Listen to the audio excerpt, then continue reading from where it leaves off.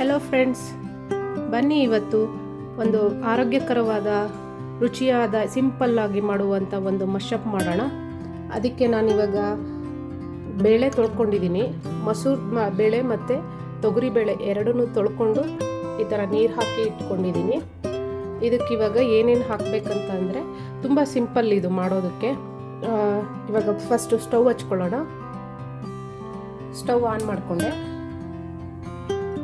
ಈಗ ತೊಳೆದು ಇಟ್ಕೊಂಡಿರೋವಂಥ ಬೇಳೆಗೆ ಇವಾಗ ಇಷ್ಟು ಸೊಪ್ಪು, ನಾನು ಇದು ನಮ್ಮ ಗಾರ್ಡನಲ್ಲೇ ಬೆಳೆದಿರುವಂಥದ್ದು ಬಸಳೆ ಸೊಪ್ಪು. ಇದು ರೆಡ್ ಬಸಳೆ ಸೊಪ್ಪಿದು ತುಂಬ ಒಳ್ಳೆಯದು, ಆರೋಗ್ಯಕರವಾಗಿರೋಂಥ ಸೊಪ್ಪಿದು, ಆರೋಗ್ಯಕ್ಕೂ ತುಂಬ ಒಳ್ಳೆಯದಂತ ಹೇಳ್ತಾರೆ. ನೋಡಿ, ಇದು ತುಂಬ ಫ್ರೆಶ್ ಆಗಿದೆ. ಇವಾಗ ತಾನೇ ಕಿತ್ಕೊಂಡು ಬಂದಿದ್ದೀನಿ. ಇದನ್ನು ಏನು ಸ್ವಲ್ಪ ನೀರು ಹಾಕಿ ವಾಶ್ ಮಾಡಿರೋದು, ಏನೂ ಔಷಧಿ ಏನೂ ಹಾಕಿಲ್ಲ ಇದಕ್ಕೆ. ನೋಡಿ ಎಷ್ಟು ಚೆನ್ನಾಗಿದೆ, ತುಂಬ ಚೆನ್ನಾಗಿದೆ ಈ ಸೊಪ್ಪು.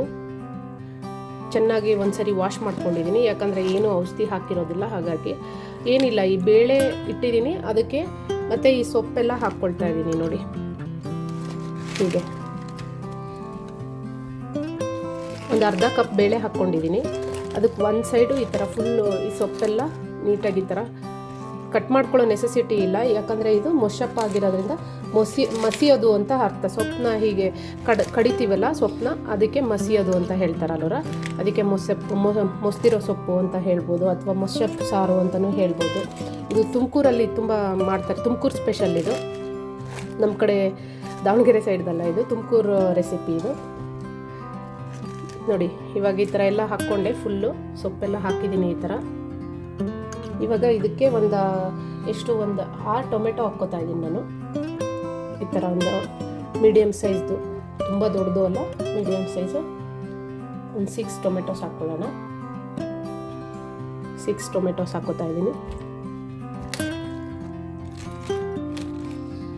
ಅದರ ನೆಕ್ಸ್ಟು ಮೇನ್ ಇಂಗ್ರೀಡಿಯೆಂಟ್ಸ್ ಅಂದರೆ ಇದೆ ಮೆಣಸಿನ್ಕಾಯಿ. ಒಂದು 8 ಮೆಣಸಿನ್ಕಾಯಿ ತೊಗೊಂಡಿದ್ದೀನಿ. ಸ್ವಲ್ಪ ಸಾರಲ್ಲೂರ ಸ್ವಲ್ಪ ಹೆಚ್ಚಿಸ್ಕೋಬೇಕಾಗತ್ತೆ ನೀರಿನ, ತುಂಬ ಗಟ್ಟಿ. ನೀವು ಚಪಾತಿಗೆ ಅಂದರೆ ಗಟ್ಟಿಗೆ ಸ್ವಲ್ಪ ಮಾಡ್ಕೋಬೋದು.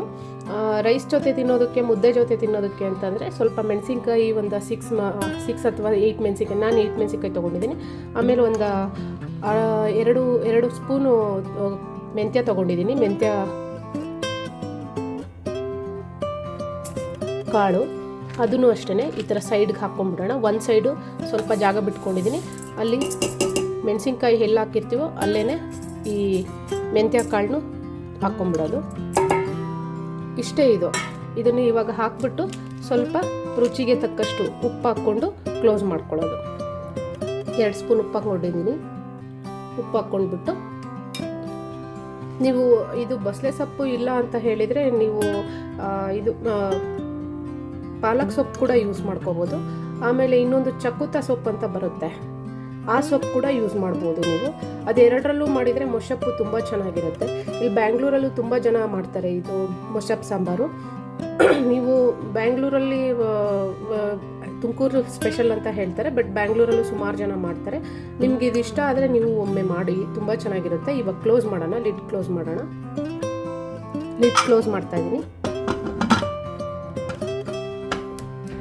ಅಷ್ಟೇ. ಇದು ಇವಾಗ ಒಂದು 3 ವಿಷಲ್ಸ್ ಹಾಕಿಸ್ಕೋಬೇಕು. ಇದು ತುಂಬ ಈಸಿ ಮಶಪ್, ಇದು ತುಂಬ ಈಸಿ ಮಾಡೋದು.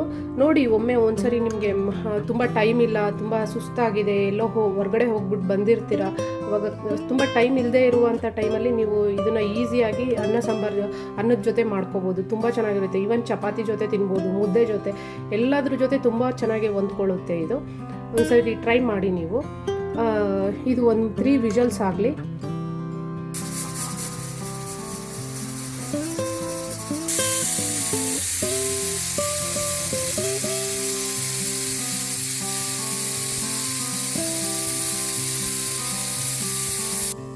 ಮೂರು ವಿಷಲ್ ಆಗಿದೆ.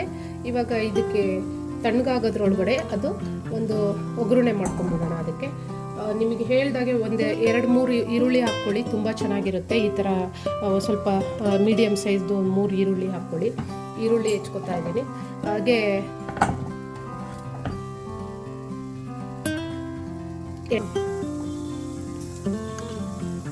ಸ್ವಲ್ಪ ಕರ್ಬೇವಿನ ಸೊಪ್ಪು ಒಗ್ಗರಣೆಗೆ.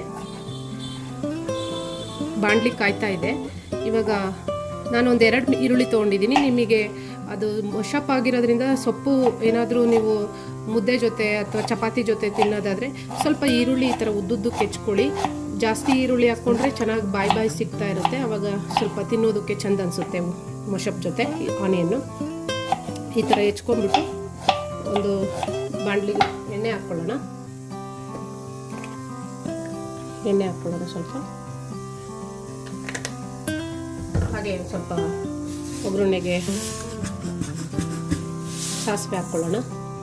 ಅದು ಸಾಸಿವೆ ಚಟಪಟ ಅಂತ ಸಿಡಿತಾ ಇರುತ್ತೆ. ಸಿಡಿಲಿ ಅಷ್ಟೊತ್ತಿಗೆ ಈರುಳ್ಳಿ ಹೆಚ್ಕೊಂಡು ಎನಿವೆ ಬ್ಯಾಕ್ ಟು ಸ್ಟೋರಿ. ಇವಾಗ ಸ್ವಲ್ಪ ಟೈಮ್ ಇದೆ, ಒಂದು ಸ್ಟೋರಿ ಒಂದು ಸ್ವಲ್ಪ ಕಂಟಿನ್ಯೂ ಮಾಡ್ಕೊಳ್ಳೋಣ.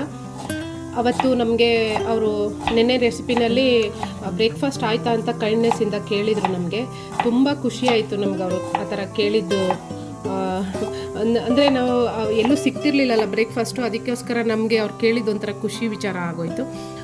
ಸೊ ಆಮೇಲೆ ಇಲ್ಲ ನಮ್ಮದು ಆಗಿಲ್ಲ ಈ ಥರ, ನಮಗೆ ಅಲ್ಲಿ ಸ್ವಲ್ಪ ಉಜ್ಜೈನಲ್ಲಿ ಸ್ವಲ್ಪ ತೊಂದರೆ ಆಯಿತು, ಅದಕ್ಕೋಸ್ಕರ ನಮಗೆಲ್ಲೂ ತಿನ್ನಲಿಕ್ಕೆ ಇಷ್ಟ ಆಗಲಿಲ್ಲ, ನಾವು ಹೊರಟ್ಬಿಟ್ವಿ. ಇಲ್ಲಿ ಬಂದರೆ ನಮಗೆ ಈ ಥರ ತೊಂದರೆ ಆಯಿತು, ಹಾಗಾಗಿ ಈಗ ಡೀಸೆಲ್ ಸಿಕ್ಕಿದೆಯಲ್ಲ ನಮಗೆ, ಪೆಟ್ರೋಲು ಸಿಕ್ಕಿದೆಯಲ್ಲ ನಮಗೆ, ಫ್ಯೂಲು, ನಾವು ಮುಂದೆ ಹೋಗ್ಬಿಟ್ಟು ಎಲ್ಲರೂ ನೋಡಬೇಕು ಅಂತ ಅಂದ್ವಿ.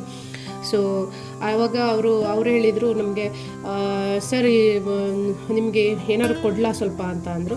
ಇಲ್ಲ ನಮಗೇನು ಬೇಡಿ, ನಾವು ಹೊರಡ್ತೀವಿ ಅಂತಂದು ನಾವು ಹೊರಟ್ಬಿಟ್ವಿ. ಅವರು ಹೊರಟ್ರು. ನಮಗೆ ಅವರು ಡ್ರೈವರ್ಸ್ ಆದ್ರೂ ಅಷ್ಟು ಫ್ಯಾಮಿಲಿ ನೋಡ್ಬಿಟ್ಟು ಅಷ್ಟು ಚೆನ್ನಾಗಿ ಕೇಳಿದ್ರಲ್ಲ, ಅದು ನಮಗೆ ಖುಷಿ ವಿಚಾರ ಅಂತ ಅನ್ನಿಸ್ತು. ಸೊ ನಾವು ಕಾರ್ ಆಗಿದ್ದರಿಂದ ಸ್ವಲ್ಪ ನಾವು ಮುಂದೆ ಬೇಗ ಹೋದ್ವಿ. ಆಮೇಲೆ ಅವರು ಬೈಕವರು ಹೇಳಿದ್ರಲ್ವರ ನಮಗೆ, ಮುಂದೆ ಸ್ವಲ್ಪ ನೀವು ಸರ್ಕಲ್ಗಿಂತ ಡೌನಲ್ಲಿ ಹೋದರೆ ಸ್ವಲ್ಪ ಸಿಗುತ್ತೆ ನಿಮಗೆ ಫ್ಯೂಲಲ್ಲಿ, ಕೆಳಗಡೆ ಒಂದು 50 ಕಿಲೋಮೀಟ್ರ್ ಮುಂದೆ ಎಣ್ಣೆ ಇದೆ ಅಂತ.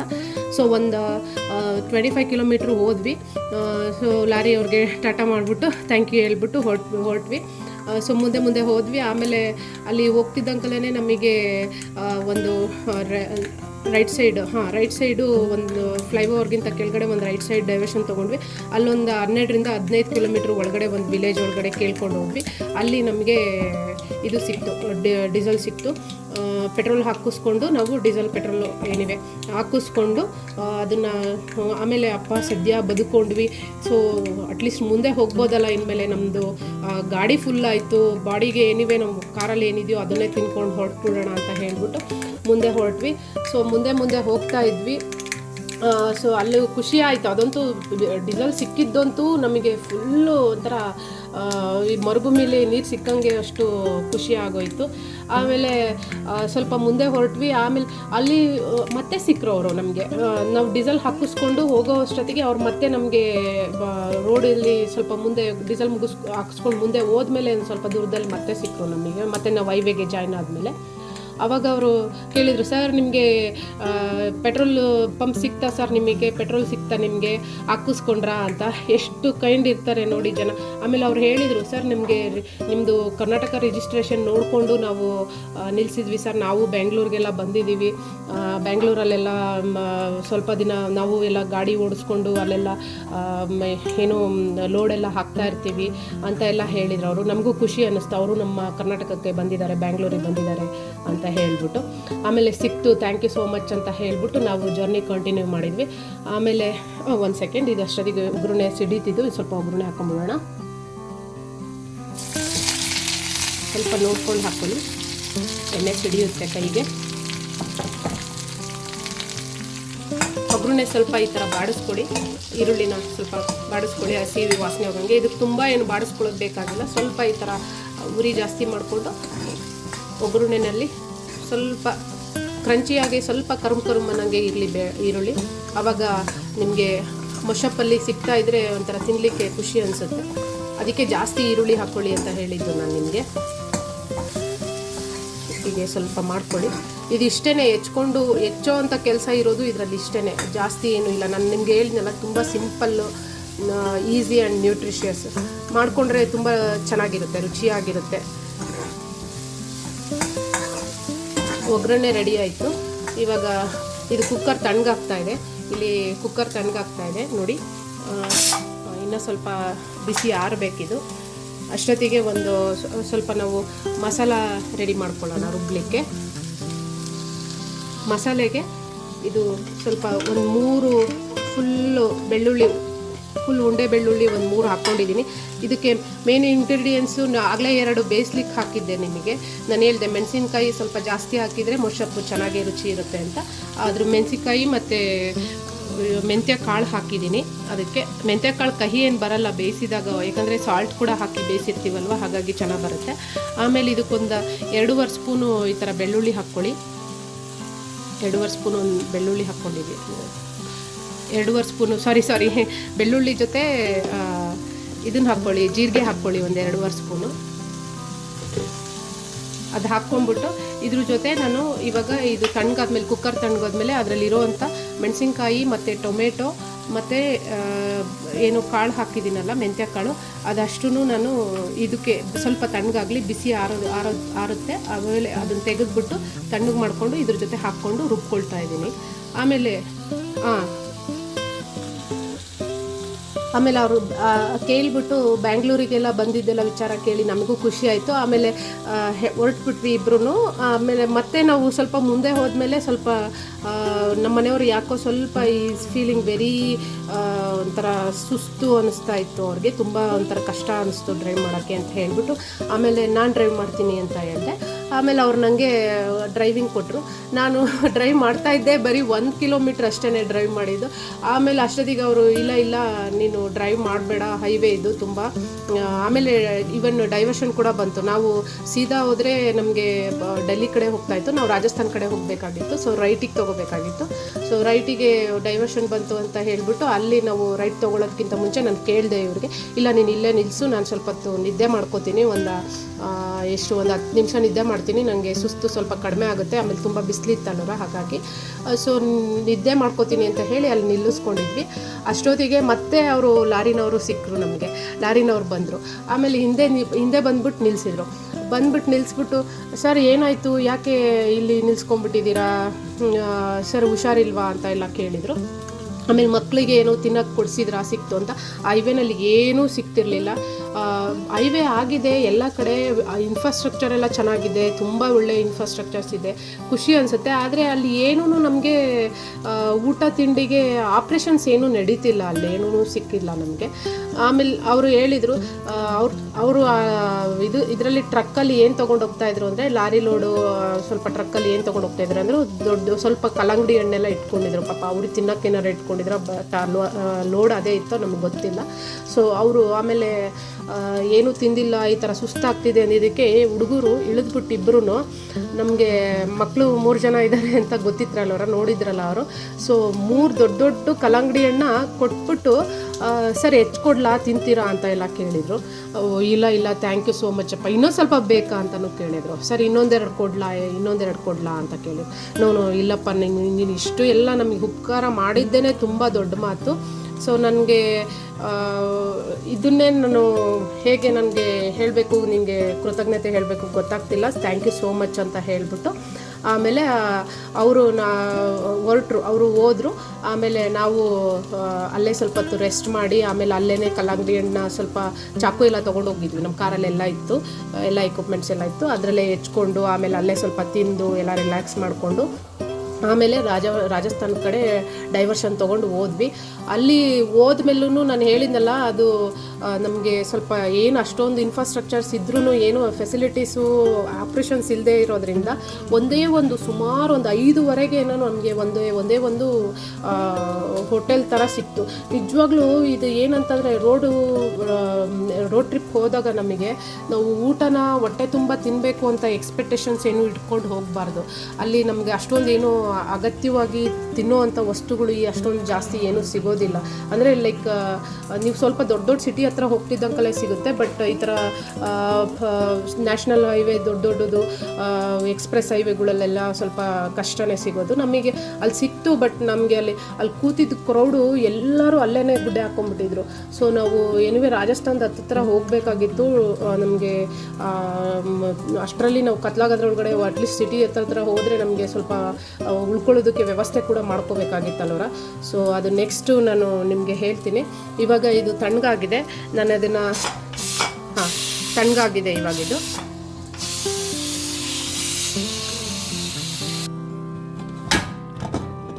ನೋಡಿ ಇವಾಗ ಇದು ಫುಲ್ಲು ಬೆಂದಿದೆ, ಚೆನ್ನಾಗಿ ಬೆಂದ್ಕೊಂಡಿದೆ. ಬೇಳೆ ಎಲ್ಲ, ಸೊಪ್ಪು, ಬೇಳೆ, ಟೊಮೆಟೊ ಎಲ್ಲ ಬೆಂದಿದೆ. ಇವಾಗ ಇದರಲ್ಲಿ ಈ ಟೊಮೆಟೊ ಅದೆಲ್ಲ ತೊಗೊಂಡ್ಬಿಡೋಣ. ನಾನು ಹೇಳಿದ್ನಲ್ಲ, ಇದನ್ನು ರುಬ್ಬೋದಕ್ಕೆ ತಗೋತಾ ಇದ್ದೀನಿ. ಈ ಥರ ಎತ್ಕೊಂಡ್ಬಿಡಿ ಎಲ್ಲ.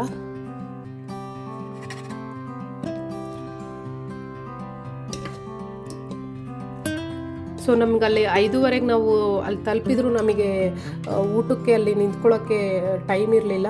ಸೊ ನೈಟು ಬೇಗ ಹೋಗಬೇಕು, ಅಷ್ಟೊತ್ತಿಗೆ ನಾವು ರಾಜಸ್ಥಾನ ಅಟ್ಲೀಸ್ಟ್ ನಾವು ಅಲ್ಲಿ ತಲುಪಬೇಕು ಅಂತ ಹೇಳಿಬಿಟ್ಟು ಮತ್ತೆ ಎಗೇನ್ ಜರ್ನಿನ ಮತ್ತೆ ಸ್ಟಾರ್ಟ್ ಮಾಡ್ಕೊಂಡ್ವಿ. ಕಾರಲ್ಲೇ ಏನೋ ಇದೆಯಲ್ಲ, ಸೊ ಅವ್ರು ಬೇರೆ ಹಣ್ಣು ಕೊಟ್ಟಿದ್ರೆ ಆ ಜೀವ ಬಂದಂಗಾಯಿತು ನಮಗೆ ಹಣ್ಣು ತಿಂದ್ಬಿಟ್ಟು. ಸೊ ಅದನ್ನು ಸಿಕ್ಕಿದ ತಕ್ಷಣವೇ ನಾವು ಇನ್ನೇನು ಟೈಮ್ ವೇಸ್ಟ್ ಮಾಡೋದು ಬೇಡ, ಬೇಗ ಹೊರಟ್ಬಿಡೋಣ ಅಂತ ಹೇಳಿ ಹೊರಟಿದ್ದಾಯಿತು.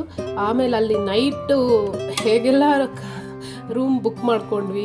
ನಾವು ಹೋಗಿದ್ದೆ ಒಂದು 10:30-11 ಗಂಟೆ ಆಗೋಗಿತ್ತು ರಾಜಸ್ಥಾನ್ಗೆ ಮೇನ್ ಸಿಟಿ ಹತ್ರ ಹೋಗೋ ಅಷ್ಟೊತ್ತಿಗೆ, ಅಲ್ಲಿ ನಿಯರು. ಅಲ್ಲಿ ಏನಾಯಿತು ಅಂತ ಹೇಳ್ಬಿಟ್ಟು ನಿಮಗೆ ನೆಕ್ಸ್ಟ್ ರೆಸಿಪಿನಲ್ಲಿ ಹೇಳ್ತೀನಿ. ಇವಾಗ ಇದು ಸ್ವಲ್ಪ ತಣ್ಣಗಾಗಲಿ. ನೋಡಿ ಇವಾಗ ಮೆಣಸಿನ್ಕಾಯಿ ಕೂಡ ತೊಗೋತಾ ಇದ್ದೀನಿ ನಾನು. ಇದರಲ್ಲಿರೋ ಟೊಮೆಟೊ ಎಲ್ಲ ತೆಗೆದೆ, ಮೆಣಸಿನ್ಕಾಯಿ ಕೂಡ ತೆಕ್ಕೋತಾ ಇದ್ದೀನಿ. ಮೆಣಸಿನ್ಕಾಯಿ ಟೊಮೆಟೊ ಎಲ್ಲ ತೆಕ್ಕೊಂಡಿದ್ದೀನಿ. ಇದನ್ನು ಸ್ವಲ್ಪ ತಣ್ಣಗಾಗಲಿ. ಅಷ್ಟೊತ್ತಿಗೆ ಇದನ್ನು ಈಗ ಸ್ವಲ್ಪ ಮಸ್ಕೊಂಬಿಡಿ. ಹೀಗೆ ಇದಕ್ಕೆ ಮಸ್ಸಾರು ಅಂತ ಹೇಳೋದು. ಮಸ್ಕೋಬೇಕು ಈ ಥರ. ನೋಡಿ ಹೀಗೆ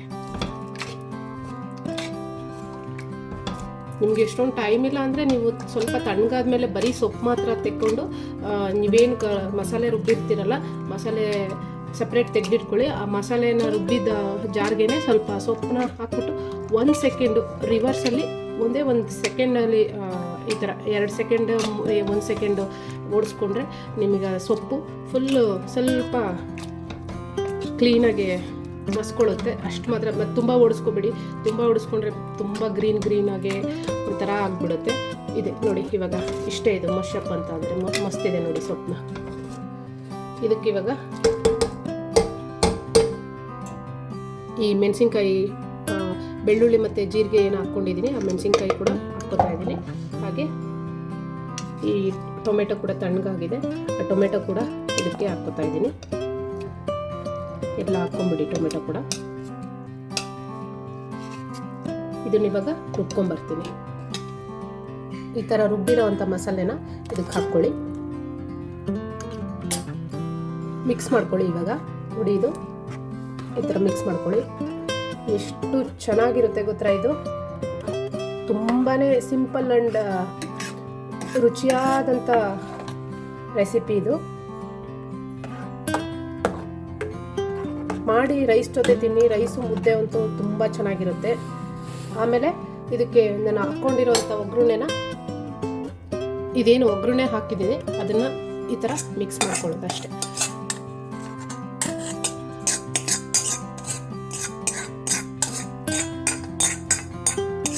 ಸೊ ರಾಜಸ್ಥಾನದಲ್ಲಿ ನಾವು ಹೇಗೆ ರೂಮ್ ಬುಕ್ ಮಾಡ್ಕೊಂಡ್ವಿ, ಅಲ್ಲಿ ಹೋದ ತಕ್ಷಣ ಏನು ಪ್ರಾಬ್ಲಮ್ ಆಯಿತು, ಪ್ರಾಬ್ಲಮ್ ಅಂತ ಇಲ್ಲ, ಸ್ವಲ್ಪ ಲೇಟ್ ನೈಟ್ ಹೋಗಿದ್ರಿಂದ ಸ್ವಲ್ಪ ನಿಮಗೆ ತೊಂದರೆ ಆಗುತ್ತೆ. ಅದನ್ನು ನಾನು ನೆಕ್ಸ್ಟ್ ರೆಸಿಪಿ ಜೊತೆ ಹೇಳ್ತೀನಿ ನಿಮಗೆ. ಇದನ್ನು ಒಂದು ಕುದಿಸ್ಕೊಂಡ್ಬಿಟ್ರೆ ನೀವು ಆಗೋಯ್ತು ಅಷ್ಟೇ. ನೋಡಿ ಇದೀಗ ಕುದೀತಾ ಇದೆ.